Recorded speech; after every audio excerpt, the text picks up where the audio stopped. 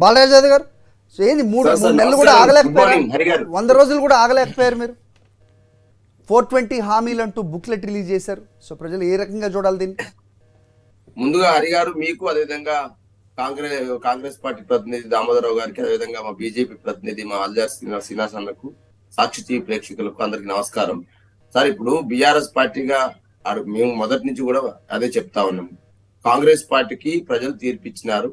వాళ్ళు ఏదైతే dead line పెట్టుకున్నారో వారు డెడ్ లైన్ అమలు చేయమని చెప్తా ఉన్నాం. బీఆర్ఎస్ పార్టీ డెడ్ లైన్ కాదు ఇది, వారు పెట్టుకున్నటువంటి డెడ్ లైనే. వారు ఏం చెప్పినారు, 100 రోజులలో పలాని గ్యారంటీలు అమలు చేస్తారు. అవును, 100 రోజుల తర్వాత కదా మరి మీరు బుక్లెట్ రిలీజ్ చేయాల్సింది, ఒకవేళ చేయాలంటే.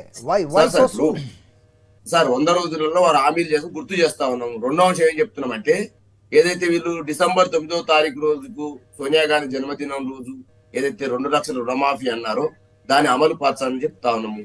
అదే విధంగా ఈ రైతు భరోసా నిధులు ఏదైతే ఉన్నారో వారి పిసిసి ప్రెసిడెంట్, వారి ముఖ్యమంత్రి రేవంత్ రెడ్డి గారు చెప్పిన మాటని నేను చెప్తా ఉన్నాను. మీరు ఇప్పుడు ఇస్తే 5,000 రూపాయలు వస్తాయి రైతు బంధు నిధులు, మేము అధికారంలోకి రాబోతా ఉన్నాం, రైతు భరోసా నిధులు 15,000, మీకు 7,500 వస్తాయి, 15,000 ఎకరానికి వస్తాయి, కాబట్టి మీరు ఆగండి, రైతులు ఎవరు చింతపడాల్సిన అవసరం లేదని చెప్పేసి అన్నారు. మరి ఆ రైతు భరోసా నిధులను మీరు అసెంబ్లీలో చెప్పినారు, ఆ చదరల్లో ఉన్నాయని ఒకరోజు చెప్పినారు, లేవని ఒకరోజు చెప్పినారు, వేస్తామని ఒకరోజు చెప్పినారు, వేయమని ఒకరోజు చెప్పినారు.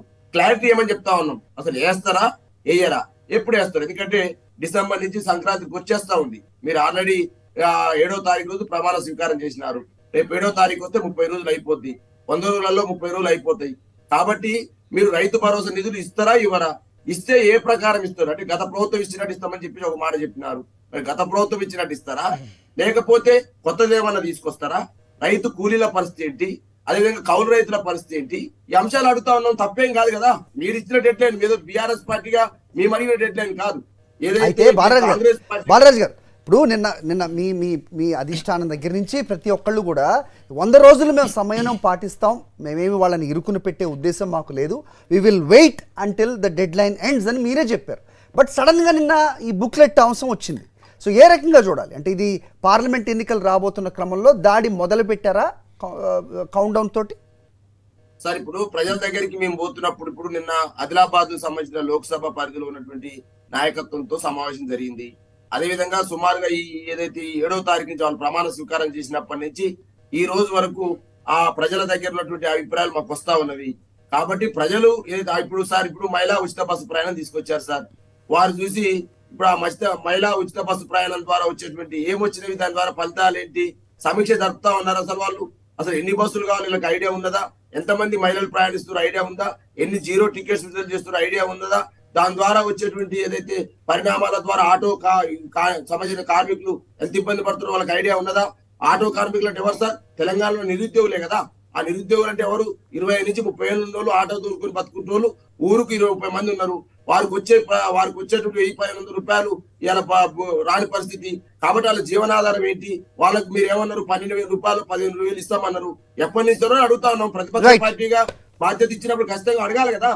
కాబట్టి అంటే మీరు మిగతా అంశాలు ఏదైతే ఇప్పుడు 4,000 నిరుద్యోగ వృత్తి అన్నారు సార్, అదే అసెంబ్లీ సాక్షిగా బట్టి విక్రమార్క గారు 4,000 మేమేం చెప్పలేదని అన్నారు. హైదరాబాద్ యూత్ డిక్లరేషన్ లో 4,000 ఇస్తామని చెప్పినారు. మరి 4,000 ఎప్పటి నుంచి ఇస్తారు, ఎట్లా సెలెక్ట్ చేస్తారు? దామోదర్ గారు చాలా క్వశ్చన్స్ చెప్పాలి కదా. ఈ అంశాలు చెప్పకుండా ప్రజల్ని మళ్ళీ తప్పుదోవ పట్టిస్తూ కాళేశ్వరం అది జరిగింది, శ్వేతపత్రాల పేరుతోటి మీరు అన్ని అనవసరమైన పత్రాలు విడుదల చేసి కేసీఆర్ గారు బదనాలు చేయడం, గత ప్రభుత్వాన్ని బదనాలు చేయడం కాదుగా మీకు ఇవ్వాల్సింది, ప్రజలు ఇచ్చింది.